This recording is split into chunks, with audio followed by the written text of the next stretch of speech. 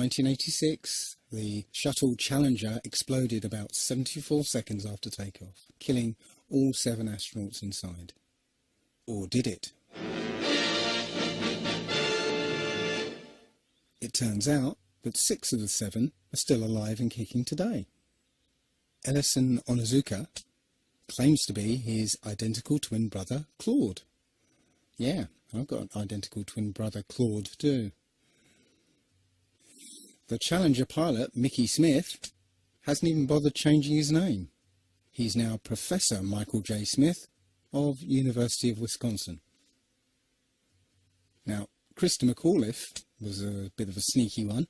She was the Challenger payload specialist, quite famous for being a teacher. It turns out during her astronaut days she was using her middle name, Krista, and now she goes by her first name, Sharon, and she's a Syracuse law professor. The Challenger commander, Francis Richard Scobie, is now Dick Scobie, which sounds like a rather unpleasant disease, CEO of Cows in Trees Limited. Judith Resnick, the Challenger mission specialist, again hasn't even bothered changing her name. She's a professor at Yale Law. And finally, Ronald McNair, another Challenger mission specialist, claims to be his identical twin brother, Carl McNair. What are the odds?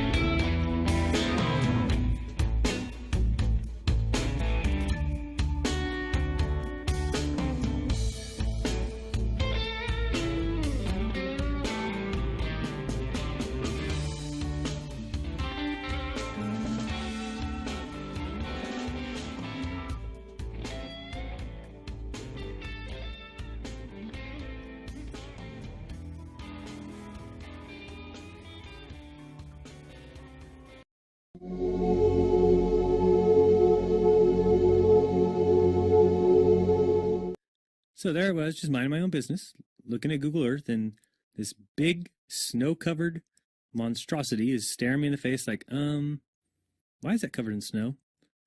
I look into Ireland and some other areas around it, Iceland. Ireland gets snow only once a year, 1 day a year.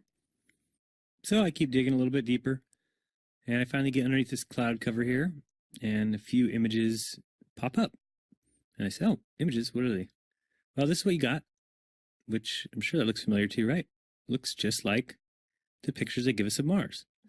So I'm just kind of creeping around here and definitely noticing the same kind of undulation changes and same kind of rock, same kind of dirt. Only thing that's missing is that nice little red tint that they pay somebody $150,000 a year to put on there. But those mountains, those rocks, definitely exactly like we see on Mars.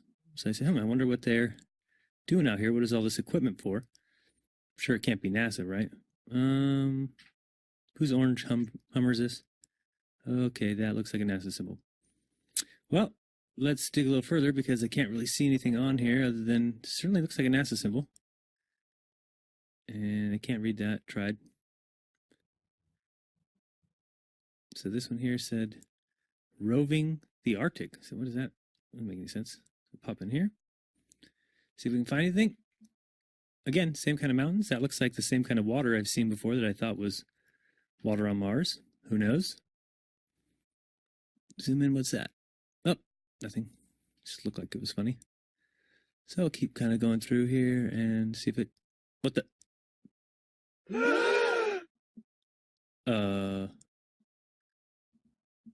Yeah. So, I think I found out where Mars is, guys. It's just about 1,000 miles north of me.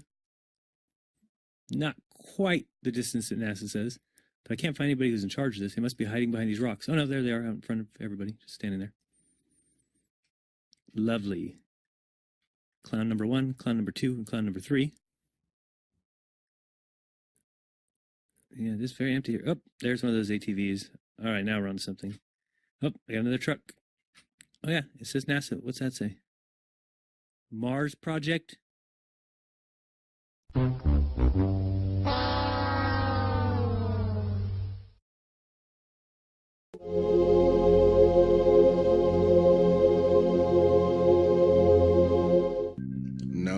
not one picture of the Earth.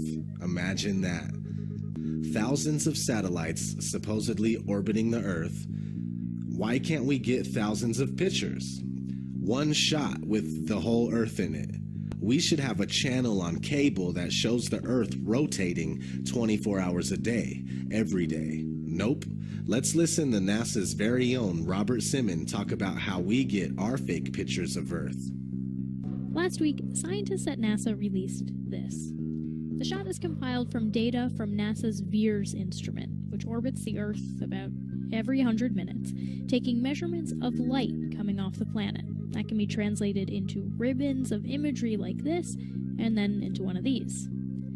And this is just the latest in NASA's Earth from Space album, which may be one of the most mind-expanding collections of images in human history. And then in 2002, Blue Marble 2.0. NASA's Rob Simon made this. Simon's job is... It's primarily taking data and making pictures out of it. That's what this is. A composite of data sets from several different instruments translated into a picture.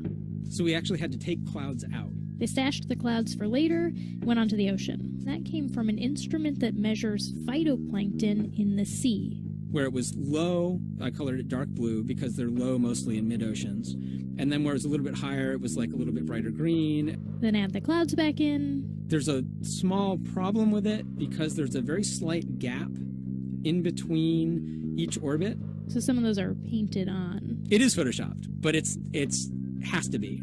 Then there was another layer to sort of simulate the atmosphere. And then there's this little bright spot. It's called the specular highlight. So it's the reflection of sunlight off of water. Those are the pieces, but you can't just slap them all together. It just didn't look realistic. It looks kind of flat, or the clouds are sort of too see-through. So I just hit Command Z a lot. There's artistry to creating the world. What I imagine it to be. Unfortunately, I'm not an astronaut. I've never been to space. But I've looked at these images over and over again, trying to sort of get the essence of it. It is photoshopped, but it's has to be. It is photoshopped, but it's has to be. It is photoshopped, but it's has to be. It is photoshopped, but it's It has to be.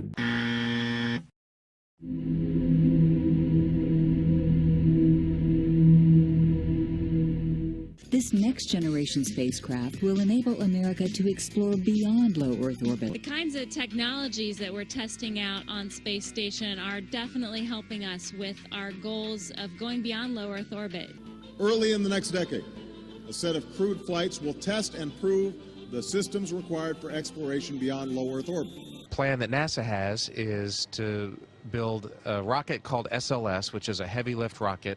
It's something that is much bigger than what we have today, and it will be able to launch the Orion capsule with humans on board, as well as landers or other components to destinations beyond Earth orbit. Right now, we only can fly in Earth orbit. That's the farthest that we can go, and this new system that we're building is going to allow us to go beyond and hopefully take humans into the solar system to explore. So the moon, Mars, asteroids, there's a lot of destinations that we could go to, and we're building these building block components in order to allow us to do that eventually. We are headed 3,600 miles above Earth, 15 times higher from the planet than the International Space Station. As we get further away from Earth, we'll pass through the Van Allen belts, an area of dangerous radiation. Radiation like this could harm the guidance systems, onboard computers, or other electronics on Orion. Naturally, we have to pass through this danger zone twice, once up and once back. But Orion has protection. Shielding will be put to the test as the vehicle cuts through the waves of radiation. Sensors aboard will record radiation levels for scientists to study. We must solve these challenges before we send people through this region of space. We must solve these challenges before we send people through this region of space. We must solve these challenges before we send people through this region of space.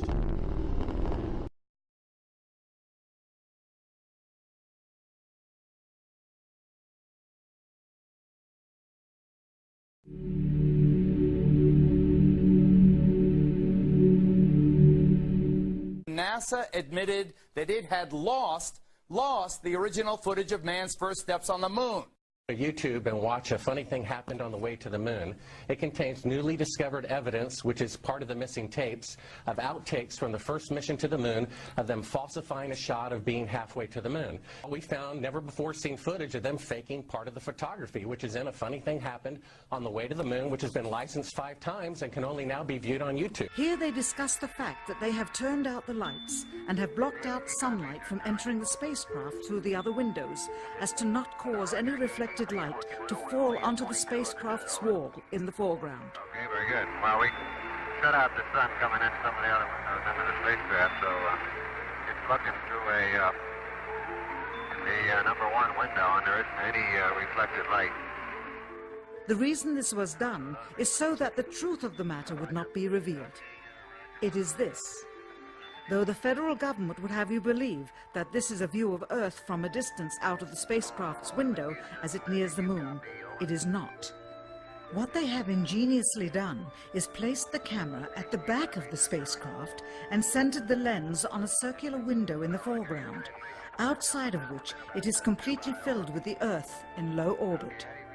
The circumference of the window then appears to be the diameter of the Earth at a distance.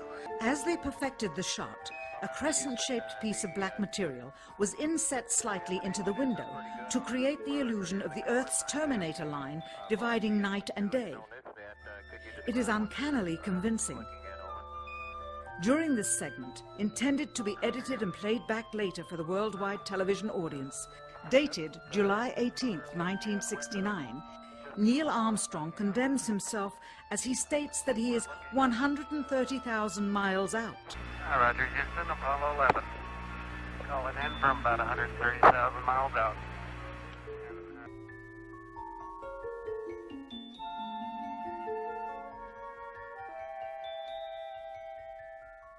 Finally, the iris is opened up and you can see the real location of the camera and the very bright and near Earth out the window.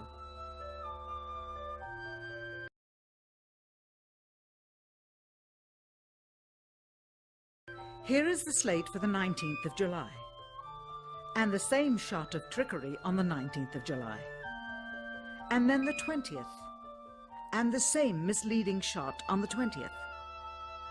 Later that evening, they were said to be walking on the moon. How can this be when they were in Earth orbit only 9 hours earlier, and the moon is some 3 days' journey away? So I took a year and I traveled across the country, and folks, I've actually posted it on YouTube. It's called Did We Go? And the challenges, Geraldo, everywhere I went, it was just amazing. Moon rocks falling in Antarctica, Neil Armstrong's silence. But I was the first to report, and you played the clip earlier tonight, that all the science data, the telemetry data was missing. Now, Geraldo, for NASA to come out and say that all the tapes were erased, I mean, it's incredible. Geraldo, this isn't just one tape. This is rooms of tape labeled Apollo 11 moon landing. Someone had to physically go and erase it. It's very challenging to try to prove we landed on the moon, and it shouldn't be challenging. The tape should be there. There should be plenty of evidence. From an analytical standpoint, photographic anomalies have to be sought out with an understanding of lighting and shadows. The most straightforward is simple. When objects are lit solely by the sun, as all the scenes on the moon were said to be, after all, lighting equipment was not only impractical, it was unnecessary in bright sunlight, then all shadows, regardless of the landscape, will run parallel with one another and never intersect, as shown by this example. In these seldom seen photographs, obtained from a rarely used auxiliary NASA archival site, it is clear that these scenes were lit with artificial light. These shadows, which are cast at different angles, are evidence that a second light source is being used. In addition, the sun would not cause an isolated hotspot like this, only an artificial light would. Again, intersecting shadows and another hotspot. And again. And again. It is simply impossible for this picture to have been taken with sunlight on the moon. Here, the shadows are shown to be as black as pitch. And yet here, completely in a shadow, the astronaut is lit up like a Christmas tree. How can this be? Or this, on the shadow side of the lunar module. In this magnification of an Apollo photograph, a rock, very likely a papier-mâché prop because of the crease here, is categorized with the letter C. In later releases of the same picture, the letter is gone, probably airbrushed out. Here, a crosshair, which was burned directly into the image from the film plate, and thus should always appear on top of the objects in the photograph, appears behind the object in this scene, clearly revealing a composite of two pictures into one. Someone apparently forgot to create a burn crater underneath the lunar module's 10,000-pound thrust engine, despite the fact that during ground tests there was a real concern for the vehicle falling into the hole the engine created as it descended. Here is a depiction based on the latest specifications and scientific data. In these enlargements, it looks as though the lunar module was simply placed there. Not even one speck of moon dust on the landing pod. As a result, all subsequent flights had to have the same discrepancy, which was explained away by the effect of no atmosphere. And what about stars? On the moon, with no atmosphere, they must have been quite a sight to behold. Yet there is seldom any mention of them, if ever, by any of the astronauts on any of the missions. Undoubtedly, creating a mural with all the constellations properly placed in the sky would have been virtually impossible to create accurately, much less realistically. A competent amateur astronomer would have been able to call attention to the slightest error in measurement. The answer? Not to talk about the stars. Ever.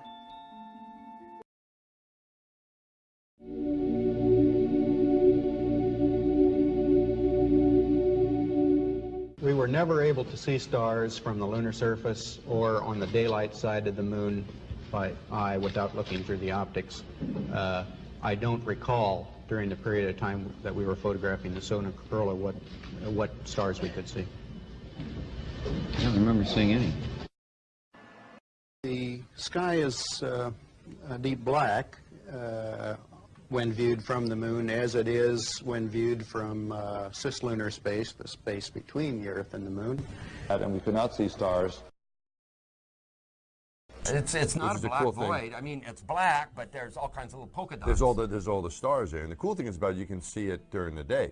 And when you're in space and you're looking into deep space and you're on the sun side of the orbit, the sunlight washes out all the starlight, so you can't see any stars, just like here on Earth. There's all the stars there, and the cool thing is about it, you can see it during the day. Yeah, you can, and there's more than stars. You can see planets. You can see moons. You see the gas. Magellan clouds of the Milky you Way see galaxy. the Magellanic. The sunlight washes out all the starlight, so you can't see any stars, just like here on Earth. Pretty much all the time you can see the stars. Then when you look out into deep space away from the sun, it's the darkest black you can imagine. Pretty much all the time you can see the stars.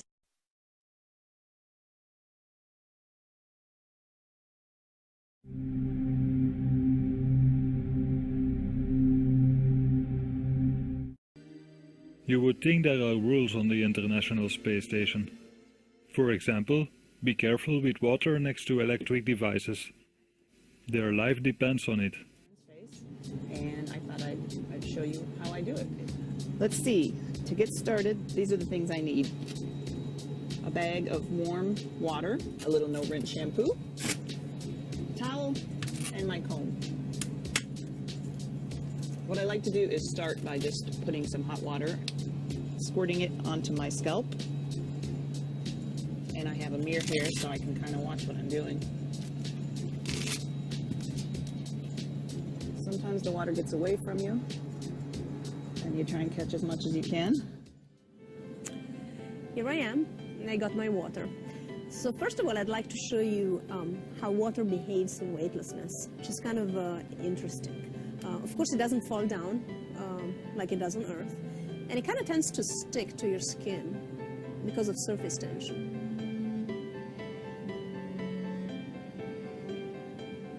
I don't know if you can see it. See, it doesn't really want to move away from your hand, just because of that surface tension effect. We have power bricks. You see all these things, this blue bricks for power supply. Just because it's a little bit difficult to control. So water is also very dangerous on the space station because we have a lot of electricity. So we need to be very careful not to spill it.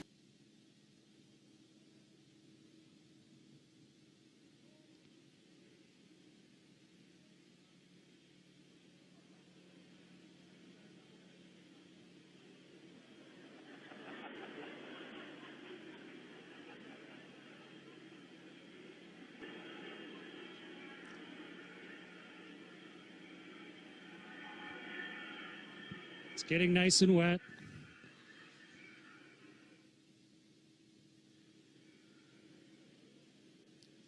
I want to make sure for the experiment that it's really soaking wet. Water is also very dangerous on the space station because we have a lot of electricity.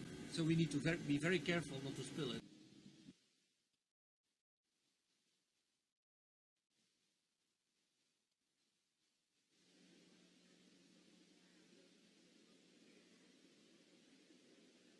Okay. So we need to be very careful not to spill it. So I have a soaking wet washcloth here floating in front of me. Oh, there's one ball of water floating around. I'll put it on the washcloth. Okay. So we need to be very careful not to spill it. So here's a soaking wet washcloth. Get the microphone so you can hear me while I'm talking. And now let's start wringing it out. Right. It's really wet.